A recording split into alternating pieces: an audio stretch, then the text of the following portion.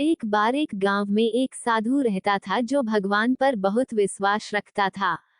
वह साधु पेड़ के नीचे बैठा था और भगवान को याद कर रहा था तो अचानक वहां बाढ़ आ गई। चारों तरफ पानी ही पानी। सब लोग अपने आप को बचने के लिए ऊपर पहाड़ की तरफ भागने लगे। उनमें से एक आदमी देखा कि इस हालत में भी साधु जी भगवान की तपस्या कर रहे हैं। वह सोचा कि ये अपने आप को बचने के लिए कहीं जा क्यों नहीं रहे हैं, तो उसे साधु से बोला, अरे आप कहीं जा क्यों नहीं रहे हो, आप भी मेरे साथ ऊपर पहाड़ की तरफ चलो, नहीं तो डूब जाओगे। साधु बोले, अरे हमें क्या होगा, मैं भगवान की इतनी तपस्या करता हूँ, मुझे कुछ नहीं हो सकता, मुझे भगवान अपने आप बचाएगा। धीरे धीरे पानी साधु के कमर तक आ गया। अब लोग वहां से नाव लेकर निकलने लगे तो उनमें से एक ने साधु से कहा, अरे पानी आपके कमर तक आ गया है, आप हमारे साथ चलो। तो साधु ने कहा कि नहीं नहीं, भगवान मुझे अपने आप बचाएगा, और वह नाव वाला भी वहां से निकल गया। कुछ देर बाद पानी इतना बढ़ गया कि साधु के सर तक पहुंच गया और अब लोगों को बचने के लिए हेलीकॉप्टर निकलने लगे।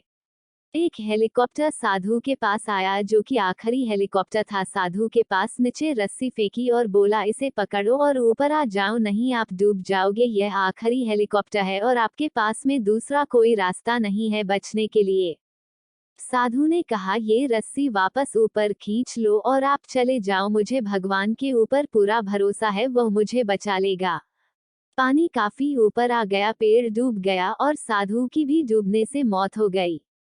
मरने के बाद साधु भगवान के पास गया और बोला, हे भगवान, मैंने पूरी जिंदगी आपकी तपस्या की, मेरा सारा जीवन आपकी आराधना करने में लगा दिया, फिर भी इतने भरोसे के साथ इंतजार किया कि तुम मुझे बचने आओगे, लेकिन वहां मेरी डूबकर मौत हो गई और तुम नहीं आए, ऐसा क्यों? भगवान बोले, मूर्ख इंसान, एक नहीं 3 बार आया था, वो तीनों बार में ही तो था, पहला पैदल, दूसरा नाव के द्वारा और तीसरा हेलीकॉप्टर के द्वारा, लेकिन तुमने मेरा एक भी अवसर पहचान नहीं पाया, पता नहीं किसका इंतजार कर रहा था। इस तरह से जिंदगी में हमें ऊपर वाला बहुत से मौके देता रहता है, लेकिन हम सब उस मौके को ठुकरा कर पता नहीं किस चीज का इंतजार कर रहे होते हैं कि वो होगा तभी मैं करूंगा, और इस बात पर अड़े रहने से एक वक्त के बाद वो मौका हाथ से निकल जाता है और हम कुछ नहीं कर पाते हैं।